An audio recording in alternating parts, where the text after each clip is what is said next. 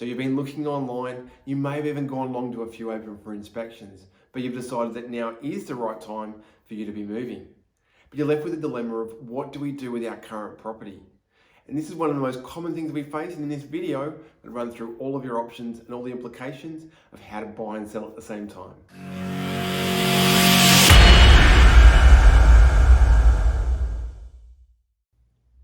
Ultimately, there's only three possibilities. That is that you can sell your existing home and then purchase. You could purchase the next property and then sell yours. Or thirdly, you can retain your property and rent it out as an investment. By far the most common of those scenarios is where someone would sell first and then purchase. Now the advantage of this is that you've got a really good idea of exactly what your financial position is. You've got a budget and you know exactly what your property sold for, what you're purchasing. And in most cases, trying to coincide the settlement so that all happens simultaneously. The day that you move out of your old home into the new home is the same. And it means that the financial commitments stay the same because it just gets transferred one to the next. The disadvantage of that is that if the right property comes along and you're not in a position yet to be able to purchase, then you're perhaps missing out on that property and sitting there waiting for the right property to come along. Now, that can be a bit of a challenge on the other side of it, where you've been put forward a fantastic offer on your property and the opportunity to sell, and you're now looking around on the market and perhaps compromising on what it is you're really looking for, simply because you need to find something because the other option is homelessness, which is not fantastic.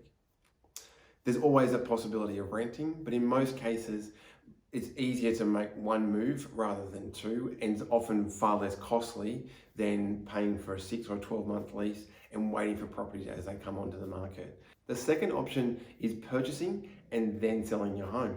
Now, that's a great way if that right property comes along and you simply don't want to miss out, to be able to secure exactly what it is that you're looking for, and then taking some of that pressure off the sale. Let's say you're in a situation where you were needing to sell your property to be able to purchase. Well, now you've got an external pressure to sell the property as quickly as possible because you don't want to miss out on the other property, which means that you may potentially accept an offer a bit less than what it is that you really could be able to get from the market, simply because you've got that pressure to sell. By purchasing first and knowing exactly what's happening with that and then taking the time to sell your property, it gives you a bit more flexibility. Now, the disadvantage with that though is that you potentially have two mortgages and you're financially exposed. You can't be in two places at once, and you're sort of stuck in this limbo where you're still attached to your old property, but when you're really trying to be excited about moving into the new one. There are a lot of financial options available to people, and it's not something that is as complicated as that perhaps has been in the past. So if it is you're in that situation where you've found the right property and you speak to your bank or broker and you can do it, there's a couple of things that can be done as well, which is it's possible to potentially negotiate a longer settlement time with that seller, and if that's appropriate for them. It's often a case where you might be able to negotiate a longer settlement, and then if your property sells sooner, that settlement can be brought forward. So it's not all an extension, it's not all one way or the other, and sometimes that can be a real advantage to both parties. The third option is that you can retain your property and rent it out.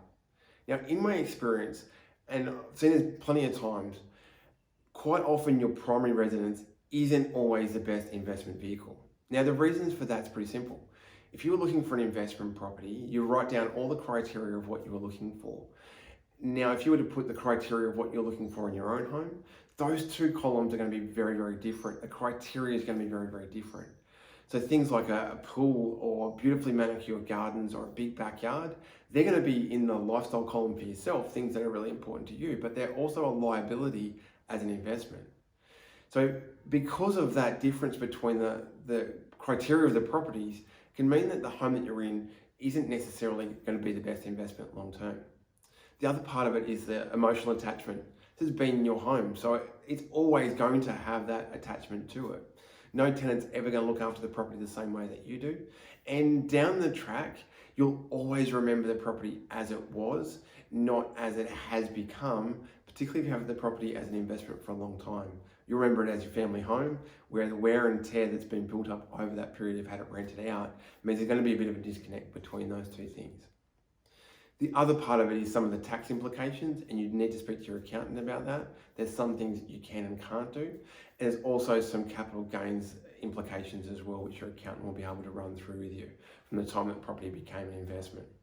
So it's not to say that you can't rent your property out, but I've often found it to be a far better plan B rather than a plan A.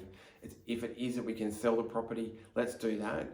But if it is that the market's just not in a position where that's going to happen, or it doesn't make financial sense, then we can retain the property. But I'd always have that view to, at some point down the track, releasing that property. And then if you want to have an investment property, go out there with that money that you've now got from the sale of the property and buy an investment property that is the perfect vehicle for you rather than one that may not be quite ideal. There's two main factors to consider. One is your financial implications. So what your repayments would look like if you were to have the two properties at once, what your repayments will look like if you were to sell your property and then to be able to purchase, and likewise, if it was you to rent your property out, what that income will do as an investment to cover and service those loans. And the other one is your time frame and your circumstances and your lifestyle circumstances. It's fine to say that, look, we can have the two properties, but if your time and work get in the way and you can't maintain those two properties, then that becomes a disadvantage. It's also knowing how flexible can you be between one property and the next, or do you need to be in and settled by a particular time? Like everything, it's getting that information. Speak to your bank or broker and speak to your agent about what the best circumstances are for you and your time frame and your particular lifestyle. I really hope this video has been helpful in giving you some clarity around some of your options when it comes to buying and selling. I'm Michael Thomas, loving the Manning Valley, loving real estate, and remember, if you're looking at selling, always get 3 appraisals and make sure one of them's from me.